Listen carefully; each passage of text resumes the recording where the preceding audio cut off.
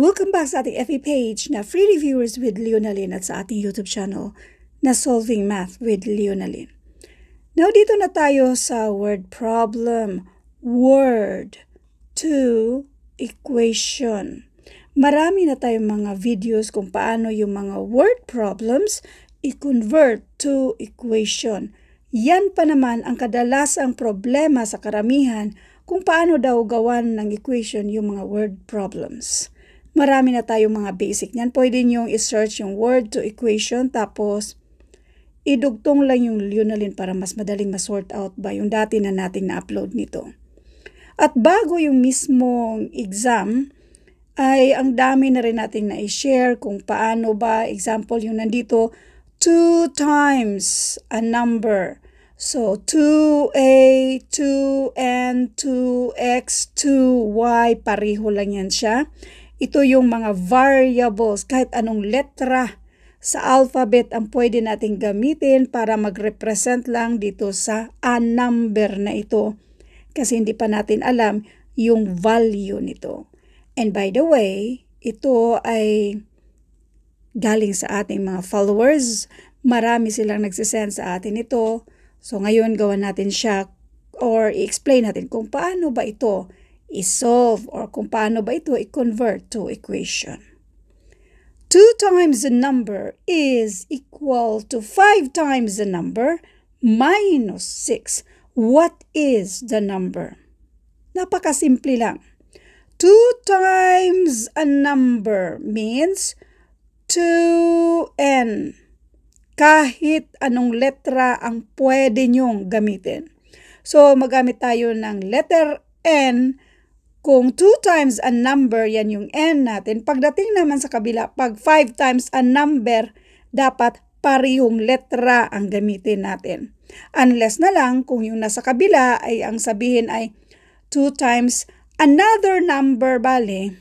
So, ibang letra ang gamitin natin. So, next is equal to. Equal sign lang yan siya. 5 times a number, that means 5n. Again, 5 times a number. Pareho lang yan sa kabila. Kaya ang letrang gamitin natin dapat pareho lang din. Minus 6 means minus 6. Ang tanong, what is the number? So kukunin natin yung value ni n.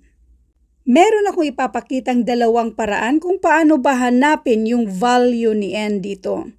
Unahin natin kung saan hindi tayo mahihirapan when it comes sa mga negative sign. Itong minus 6, since pang minus siya dyan, kapag i-transfer natin sa kabila, magiging positive. So meron tayong positive 6. Ang next naman ay itong 2n. Since positive naman siya, kapag i-transfer natin dito sa kabila, minus 2n. Kopyahin lang natin si 5n. So ngayon, bali anong ginawa natin? Pinagsama natin yung mga like terms. So 6 equals 5. Merong nag-appear sa Samsung. So anyway, continue lang natin. So 6 equals 5n minus 2n, this is 3n. Para makuha natin yung value ni n, since si 3n, pag multiply sila each other ba kapag magkatabihan, so since pang multiply yung 3 sa n, pang divide na yan sa 6. In other words ba, mag-divide tayo ng 3 to both sides para makancel yan siya, now letter n na lang ang matitira dyan. n equals 6 divided by 3 and this is 2. Now another way, bali ang sagot dito ay 2. Isa pang paraan. Ipagsama pa rin natin yung mga like terms pero i-keep natin si 2n dito. Si 5n, since positive siya dyan, kapag matransfer dito sa kabila, magiging negative 5n or pang minus na siya dyan. And then, ang matitira dito ay yung minus 6 or negative 6. 2n minus 5n. Okay, sa subtraction naman or addition, kopyahin lang natin yung variable. Pareho lang yan. Dalawang apple Minusa natin ng 5 apple, so 3 na lang ito, negative 3. May deposito kang 2, uutang ka ng 5, may utang ka pang 3, negative 3. Negative 3n equals negative 6. Para makuha natin yung value ni n, since itong negative 3, siya yung pang-multiply sa n. Kung pang-multiply siya, pang-divide naman siya sa kabila. In other words, para itong negative 3 para ma-transfer natin sa kabila, mag-divide tayo ng negative 3 to both sides para ma-cancel yan siya. Letter n na lang natitira. Now, n equals negative 6 divided by negative 3, and this is 2. Kaya ang value or yung number dito ay 2. Now, let's double check. Ang value ni n ay 2. So, this is 2 times 2.